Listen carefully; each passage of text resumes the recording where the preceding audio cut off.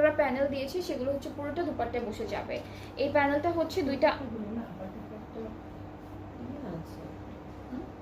একটু টেক্সচার করা, মানে একদম কিন্তু লন অর্গানজা না, এটা হচ্ছে একটু নেটের মধ্যে থাকবে। হ্যাঁ, একটু নেটের মধ্যে থাকবে, একটু সি থ্রু টাইপের থাকবে।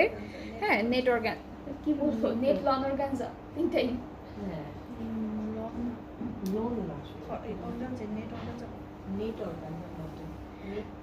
একটা দুপাট্টা ছিল ওপেন সিল্কের মধ্যে, বাকি সবগুলোই হচ্ছে এই যে এই ম্যাটেরিয়ালের মধ্যে, নেট অর্গানজা টাইপের ম্যাটেরিয়াল। ঠিক আছে, সো এটা হচ্ছে দুইটা পাড়ে বসবে।